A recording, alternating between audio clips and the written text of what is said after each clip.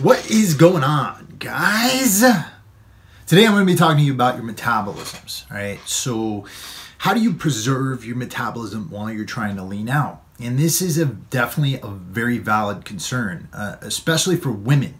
Women who are trying to lose weight, if they're in a low calorie state for a long period of time, they can lower their thyroid production. And that can in turn slow down their metabolism. They could also lower a whole host of other hormonal factors in their bodies that can lower the metabolisms. And the same thing can happen to men, but it is more of a concern for women. Women tend to have more sensitive thyroids. So what I'm going to do in this video is I want to talk to you about 6 different ways that you can ensure that you're preserving and maintaining your metabolism. And if you have a slow metabolism already, these are things you can do to help to speed up that thing. Get it going a little bit faster so that you can burn more fat and, like I said, look really good for the summertime.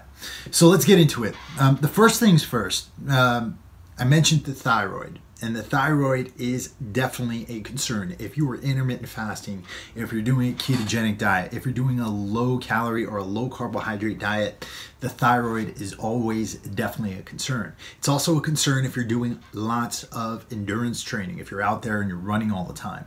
So we really need to work to protect the thyroid if you're in any of these situations, right? And if you're trying to burn fat or you're trying to improve your endurance. So what do?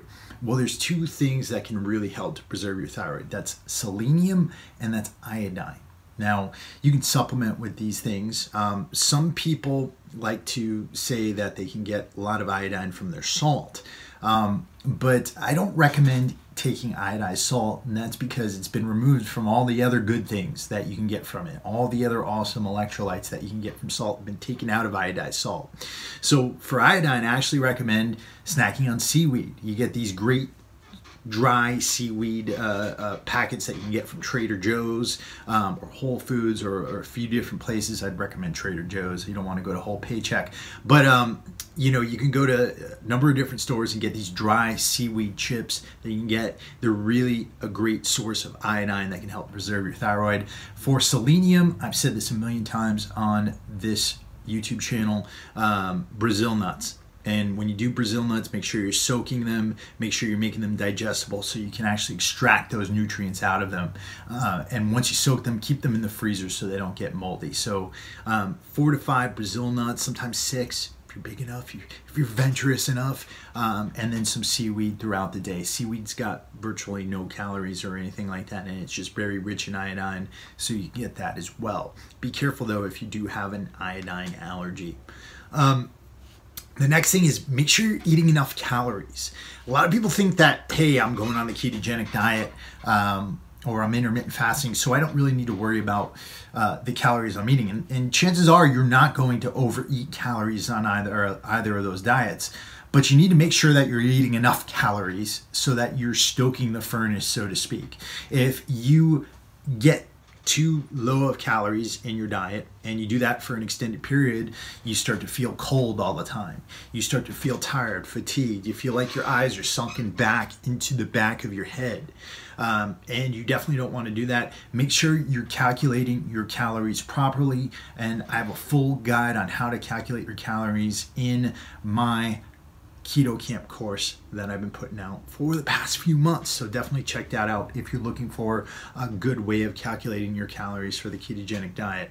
The next thing is minding your leptin secretion. A lot of people don't think about this. What is leptin? Leptin is a hormone that's secreted by your fat. So fat, a lot of people think fat's like this thing that just hangs out underneath our skin, you know, but it's actually an internal organ. And it actually secretes hormones. And leptin is one of those hormones that it secretes. Now, it's secreted in large part by your fat cells, but you also secrete it when you eat carbohydrates. So a lot of theorizing around obesity, people think that people who are obese are actually leptin resistant, meaning they don't respond to the hormone anymore. And what the hormone does is it signals to your thyroid that it needs to produce more thyroid hormone to help you to burn fat.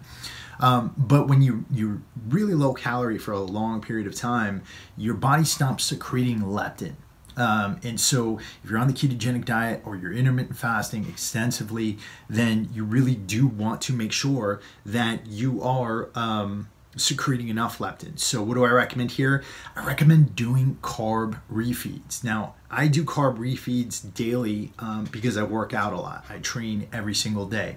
I don't eat carbs most of the day, and then toward the end of the day, I will have some good white rice, some potatoes, or some other form of starchy carb that's also gluten-free. That's how I do it.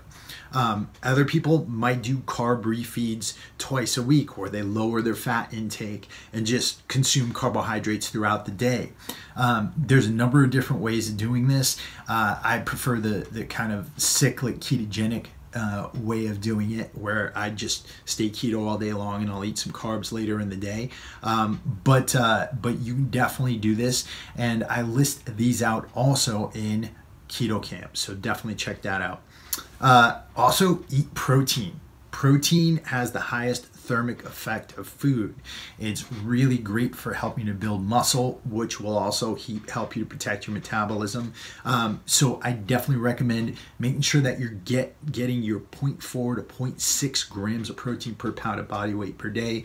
Not that old school 1 to 2 grams of protein per pound of body weight. We definitely don't want you overeating protein, but you could stick within that framework, the 0.4 to 0.6, and you probably don't have to fear being kicked out of ketosis with that. So definitely make sure you're getting adequate protein intake to keep that metabolism going and to ensure that you're not running into any fat burning plateaus.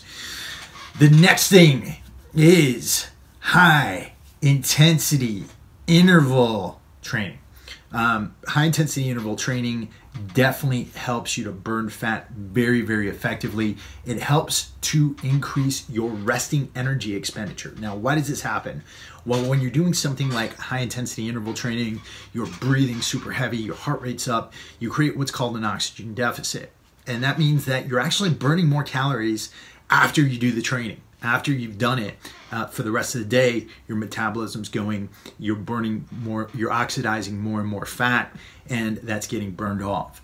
So you definitely want to make sure that you're incorporating high intensity interval training about 3 to 4 times a week. That's what I like to do it. I like to do sprints. I like to do complexes. I like to do my burpees. I like to do all that stuff. It's super fun. Though it doesn't feel good at the time, you'll feel great afterwards. And then the final thing is, lift weights. Make sure you're lifting weights. Having muscle on your body is great for your metabolism. Muscle is very energy inefficient. It actually takes your body more energy to maintain muscle mass, right? Fat is very energy efficient, right? It doesn't take any energy on your body. It just sits there and it's waiting there as stored fuel waiting to be burned. But muscle, it requires a lot of energy. Also, when you lift weights, it also increases the receptor sites on your muscle cells so that you respond to insulin more effectively. So definitely make sure that you're getting in there, you're doing those compound movements, you're doing your deadlifts, you're doing your squats, you're doing your overhead presses, you're doing your front squats, you're doing all that stuff to make sure that you're building muscle and giving yourself a better insulin response because of it. Weightlifting also helps to burn calories while you're doing it in the moment, and it also helps to increase the strength of your bone structure, so that makes you more durable. So those are 6 things you can do to either increase your metabolism if you feel like you've got a slow metabolism, or to protect your metabolism while you're trying to lose weight. Don't just be a low calorie eating, cardio pumping person, because that can definitely affect your hormones. Follow these steps to protect your hormones, protect your metabolism, and protect your future progress. So if you want more information, you can definitely check us out, like I said, at Keto Camp. If you want to sign up for my free newsletter, where I give so much of this stuff away for free, downloads, everything. You get a free keto cookbook, you get a free goal setting guide, a whole host of things absolutely free. Check out www.startketoright.com, and I'll put a link below for that and for my Keto Camp course. With that, thanks for listening, guys. Like and subscribe. If you want to know when I'm posting videos, hit that little bell down there too. that definitely helps. So I'll talk to you guys later.